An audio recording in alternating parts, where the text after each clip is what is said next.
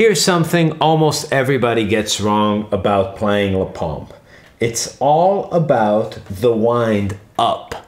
So let me just demonstrate something. Slow tempo, just holding a G chord.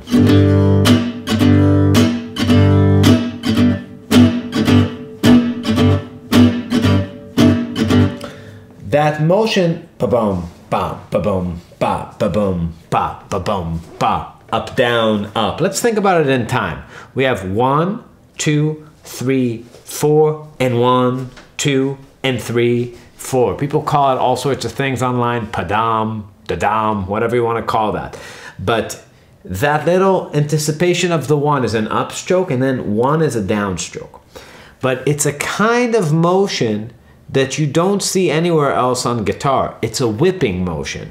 So you just go down and then there's a reaction. Now, if I were to just go down and hold my wrist at the downward position, it would actually take energy to put it down. What happens when you use the weight, there's a sort of bounce back that's just natural. And what you got to do is just ride that up with your arm bone. You got to feel the weight kind of in slow motion. It's like a whiplash thing. You got this, and then the arm wants to kind of go back up, and you follow that motion with this bone. And that gives you a lot of space. And that space is how you really stay in time, create a dancing type motion. You have to use a lot of space in slow tempos. 2 and 4 is just letting everything drop. So 1 is a whip, a 1, 2, a 3, 4, a 1, 2, a 3, 4. So medium and slow tempos have that. Now, as the tempo rises in gypsy jazz, that wind just shrinks. But you got to give yourself that full space to stay in time. If I play slightly faster,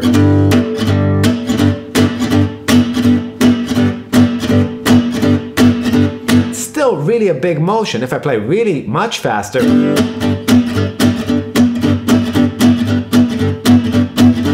gets a lot smaller. If I play kind of as fast as people play,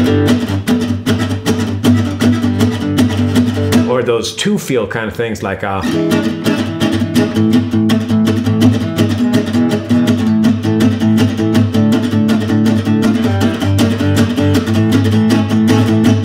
those kind of things, it's really right there. But there's still a little bit of a slap motion on 1 just to get the air to make the momentum happen for 2 and 4. Now, something that we discovered here with old Nick right there. Hey, Nick. Greetings. How you doing? He couldn't get the space when he was working on rhythm guitar, and we found out that it was because of the way he was holding the guitar. He was holding the guitar to his body, like this, glued here. And when you do that, when the back of it is touching your rib cage and your hip bone, then you can't really get too far up and you're kind of blocking your own view. The way I hold the guitar is sort of a triangle. There's a tilt here that maybe you can see. There's a lot of space between my rib cage and the back of the body. I'm not making contact with the guitar anywhere but my bicep and right here with my forearm. This is how I'm closing in, and I'm applying downward pressure to keep it in place. But this angle is crucial to have a full range of motion with your right hand. I really see all the strings. Nothing is blocked. If you look down, I don't have to lean over to see the strings. I can see them perfectly. My range of motion is as wide as I need it to be. I can really go here and there, and the guitar stays exactly in place.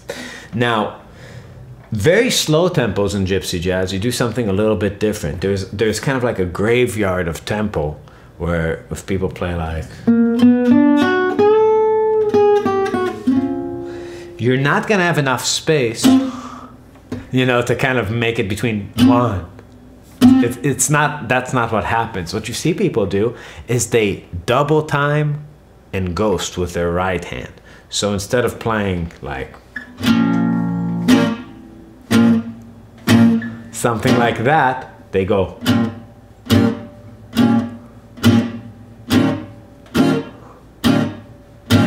See what I'm doing?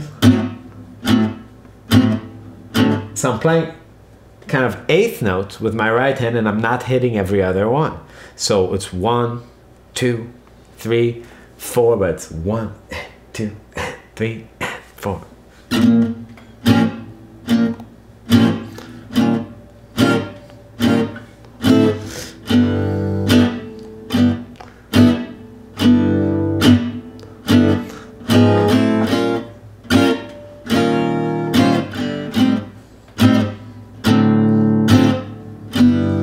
This kind of ballad, there's not a whole lot of that.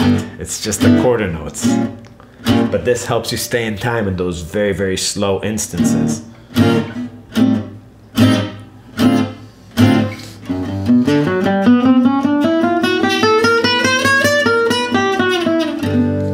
So that's the idea. So what you really got to remember is working on this da-doom, ka, up, down, down, up, down, up, down, down. It's a tricky motion and it's not very intuitive. This. Till you have that, you're not gonna be able to play the style.